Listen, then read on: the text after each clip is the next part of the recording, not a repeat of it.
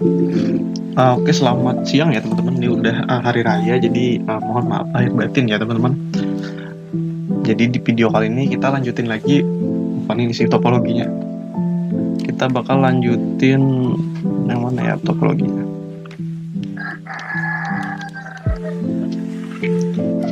Tunggu ya teman-teman. Skip dulu. Nah, oke teman-teman. Nah, kita melanjutin playlist Mikroti kemarin ya. Jadi kita sampai di BGP teman-teman. Nah, sekarang kita bakal bahas kalau routing dinamik ya, khususnya itu OSPF, BGP, dan routing-routing lainnya itu perlu dilakukan pengamanan teman-teman. Yang dimana kalau kita lihat ya di topologi saya nih, untuk topologinya masih seperti video kemarin ya teman-teman, yang dimana kita sampai di confederation. Nah, sekarang kita bakal coba untuk ngamanin OSPF dan juga si BGP-nya teman-teman. Tapi ini untuk di autentikasinya saja ya. Nah, kita pergi dulu ya ke ini, jangan dihapus. Konsepsi routing OSPF dan si BGP ini kan teman-teman, yang penting itu mereka bisa reachable, bisa saling menjangkau, dan juga bisa ini satu segmen. Nah, yang jadi masalah itu adalah ketika mereka, dalam artian nih, orang bisa masuk ke router terus nyekian IP kita ya, atau topologi kita bocor teman-teman, subnettingnya ya. Jadi orang tahu nih IP ini nggak kepake, dia colok lah itu, dan dia melakukan routing teman-teman, routing BGP ya, atau OSPF nih, kita OSPF dulu deh. Seperti punya saya ya, ini kan nggak ada keamanannya teman-teman. Teman-teman cek di sini, authentication-nya itu non. Dan ketika itu si OSPF ini, dia yang penting itu bisa satu area, networknya itu bisa dicapai ya teman-teman, atau reachable, maka dia akan menyiarkan. Nah, ini jadi satu masalah teman-teman, karena ketika teman-teman cuma cukup melakukan satu segmen atau reachable kan routernya, terus samakan area ID, samakan terus tahu area ID ya, misalnya area 1 ngepir, terus ya cukup itu aja sih. Jadi dia tahu networknya ya, dia masang networknya kan otomatis reachable tuh, terus dia mulailah menyiarkan routing-routingan, sehingga si router yang orang luar itu bisa mengakses misalnya server teman-teman nih, takutnya gitu ya. Soalnya mungkin teman-teman lupa gitu. Nggak mungkin lupa sih, ataupun ini nggak dipasang firewall gitu, atau kurang lah ya, atau baru bikin gitu. Terus tahu orang, wah dia bikin server nih, ada server, kebetulan router mereka nggak punya autentikasi, ayo kita piring gitu. Karena topologi kita bocor kan ya, sehingga mereka sudah tahu tuh network sama AS number kita, terus dia juga tahu network kita, area ID kita, sehingga mereka cuma ngepiring nih, kayak punya saya ya. Saya cuma cukup masukin network sama area ID-nya. Oh, ini R1 ya, kita cari R2 deh. Yang R2 kalau nggak salah. R3 ya, yang punya banyak area itu. Jadi mereka cukup masukin area ID-nya, terus bisa di reachable gitu, mereka bisa melakukan advertising. Karena si BGP ini nggak diautentikasi, sehingga dia percaya aja gitu. Akhirnya dia nyiarin ping. Oke, lanjut teman-teman, ini di router 3 ya. Nah, yang saya katakan tadi itu adalah di sini teman-teman, mereka cukup tahu area ID dan juga networknya teman-teman. Ketika itu sudah tercapai, maka mereka akan dengan advertising, sehingga mereka itu bisa mengakses server teman-teman maupun jaringan internal teman-teman gitu. Jadi lebih baik di video kali ini kita bakal coba mengamankan gitu. Cuma ini masih di tahap yang paling bawah gitu. Soalnya kita cuma masang autentikasi.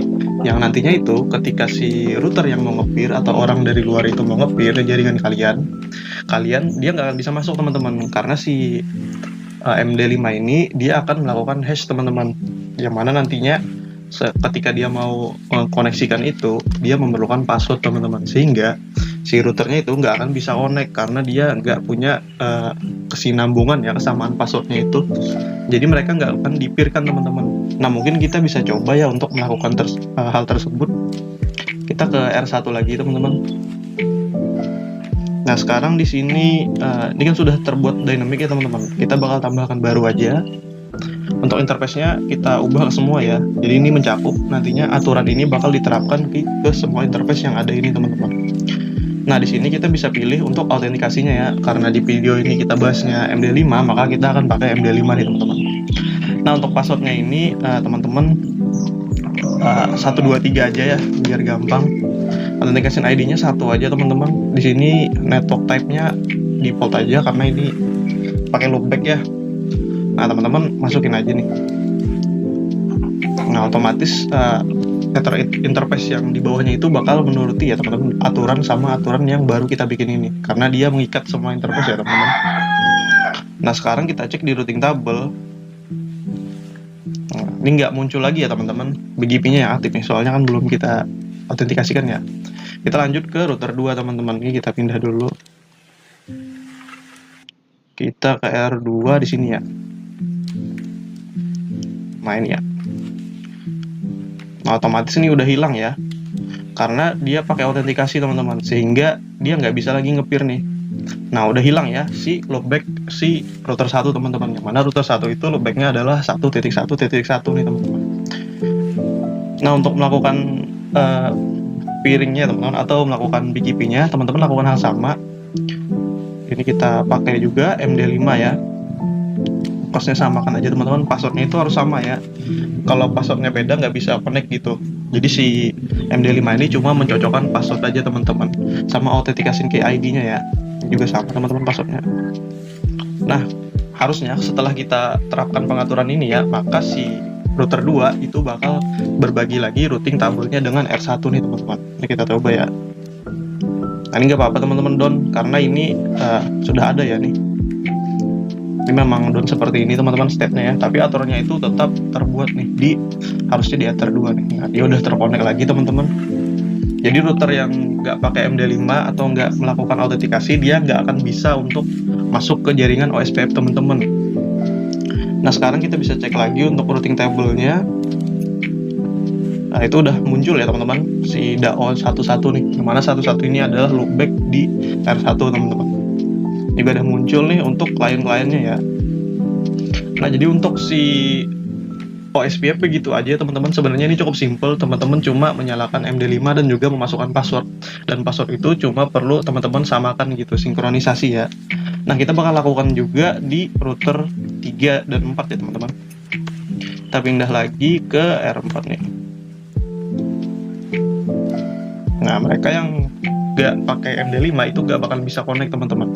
Jadi ini sebagai pencegahan aja ya, biar routing teman-teman itu, karena ini dinamik ya, yang penting itu satu segmen gitu sama reachable, dan juga kalau di SPF berada di satu area yang sama teman-teman. Jadi ketika ketiga itu terpenuhi, maka dia bakal bisa melakukan advertising ya, sehingga dia bisa masuk ke jaringan internal teman-teman gitu. Nah, kita akan lakukan juga agar bisa masuk ya. Nah, ini di atas 4 kemana nih, kita cek dulu ya. 10.9. Ini tunggu sebentar ya, kita cek topologi kita. Ini bukan sini, jadi jangan sini dulu teman-teman, ke R2.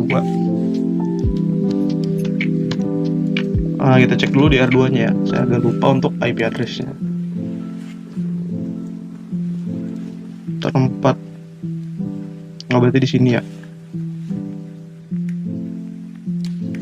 Oke. Kita lanjut di router 3 teman-teman. Sekarang kita bakal tambahkan lagi ya yang tadi itu, agar dia bisa terkoneksi. Ini kita cek dulu tabelnya teman-teman. Nah, ini nggak muncul ya si R1-nya teman-teman dan R2 karena mereka belum terkoneksi ya. Karena si router 3 ini belum menerapkan protokol MD5-nya teman-teman. Untuk caranya sama, kita tinggal pilih MD5 dan juga masukkan passwordnya ya. Nah, kita tunggu aja, dia sudah waiting teman-teman.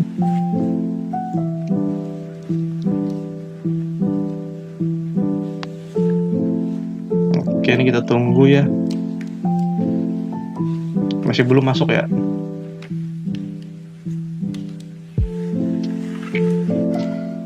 Nggak lama ya, coba kita stopin dulu sambil nunggu ya. Oke teman-teman, udah masuk ya routing tabelnya. Mungkin gara-gara laptop saya masih nggak terlalu tinggi speknya, jadi dia agak sedikit lelet ya teman-teman untuk menambahkan. Nah, ini baru masuk juga. si 30 ya, ini punya router 2 kalau nggak salah. Sekarang kita bakal lanjut ke router 4 nih teman-teman, karena di sini belum ya nih, nggak connect lagi ya karena dia belum menggunakan protokol MD5 gitu. Kita ke Winbox saya di sini ya.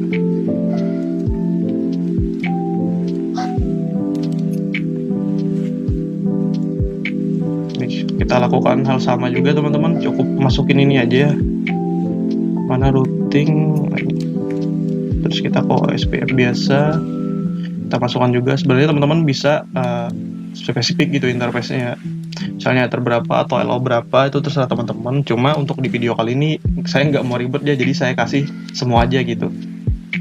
Nah ini juga sama teman-teman, jadi cukup simple ya sebenarnya untuk si protokol, karena ini sekedar autentikasi aja teman-teman. Lebih bagusnya itu nanti di combo sama firewall ya teman-teman, setting lah itu biar dia bisa diterobos ya, mungkin server teman-teman misalkan izinkan dari IP ini aja yang boleh akses gitu. Nah ini masih belum juga ya teman-teman, mungkin agak lama juga kayak tadi. Ini udah ya, lumayan cepet yang ini di area 1 ya. Nah untuk OSPF begitu saja teman-teman untuk autentikasi ya, dimana sini kita pasang autentikasi di router 1, 2, 3, dan 4 teman-teman, agar ketika router lain yang mau join itu, walau topologi kita bocor ya, mereka tetap perlu autentikasi teman-teman. Mereka perlu tahu key-nya ya, agar bisa terhubung ke dalam router kita.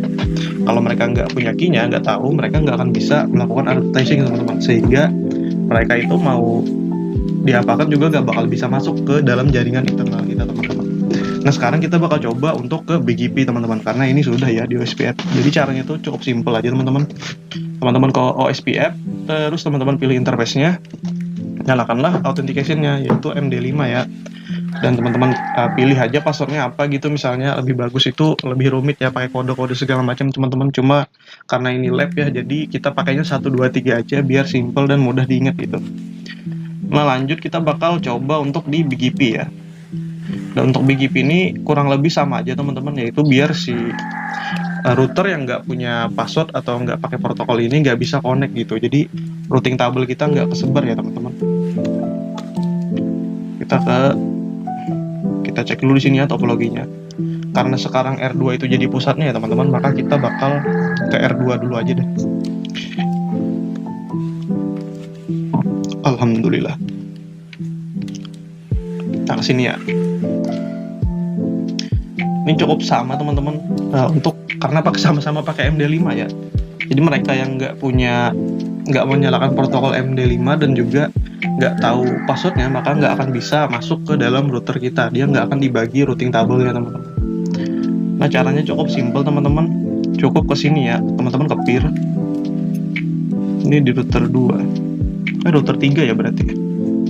Oh ya router 3 nih. Oke, mungkin kita ke router 3 teman-teman, karena router 3 ya, jadi router reflektornya. Kita ke R3 dulu. Nah lanjut ya, kita kembali ke sini teman-teman. Sambil saya cek apakah masuk suaranya. Nah kita cek dulu nih di bagian BGP ya teman-teman, karena kita bakal ngamanin BGP-nya. Nah teman-teman ke bagian peer. Di peer ini yang penting ya teman-teman, kita coba ke R2 dulu deh, karena R2 udah kita buka ya sebelumnya. Nah cara masukinnya itu cukup simpel teman-teman, sama kayak OSPF ya teman-teman, tinggal ke peering, terus TCP MD5 key, teman-teman isi passwordnya sesuai kemauan teman-teman gitu, misalnya 1, 2, 3 lagi ya. Kita bikin simpel aja teman-teman. Nah ini ya teman-teman, apply aja deh. Cukup sama teman-teman, mereka yang nggak tahu passwordnya maka nggak akan bisa nge-peering, nggak akan bisa dibagikan routing table-nya, dan nggak akan connect ya teman-teman. Nah sekarang kita lakukan di R2 nih biar bisa connect ya. Ini R2 teman-teman. Nah terus teman-teman isi deh passwordnya 1, 2, 3 ya. Kita cek lagi. Nah ini kita tunggu aja, sudah langsung ya, cepat juga nih ya BGP-nya. Nah ini udah connect ya teman-teman. Jadi sebenarnya cukup simple ya, cuma menyalakan, ibarat kata kita cuma bikin password aja gitu. Untuk melakukan autentikasinya ya, teman-teman cukup ke sini aja, ke peering, teman-teman isi aja TCP MD5 key-nya teman-teman. Kita bakal lakukan juga ke semua router nih. Kita ke R2 dulu teman-teman. R2 sudah ya. Sekarang kita lanjut ke ini R4 ya. Nah, kita lakukan juga 1 2 3 ya passwordnya. Ini bisa kok beda-beda teman-teman. Misalnya di sini 1 2 3 4 ya. Ini ke mana nih? Ke router 4 ya. Kita ke router 4. Jadi teman-teman bisa juga tuh, misalnya pengen dipisah-pisah ya. Buat keamanan juga, masa passwordnya sama semua gitu. Kan gampang ditebak ya, kalau dapat satu langsung bisa masuk semua. Kita ke routing lagi teman-teman, terus ke BGP ya. Terus kembali ke peer teman-teman. Nah ini router 4 nih. TCP key-nya itu 1234 1234 ya teman-teman.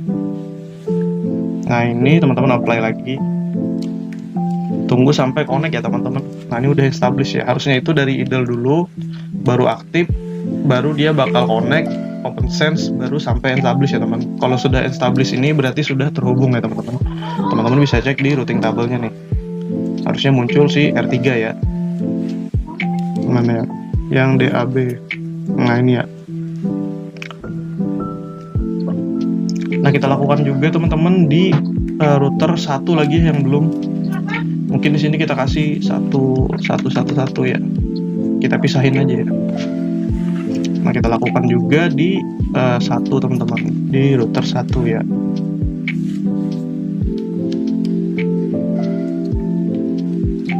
Nah kita kembali lagi ke sini, terus teman-teman ke routing lagi, ke BGP, cukup sama ya teman-teman, cukup isi di sini aja nih, di piringnya teman isi dah 111 ya.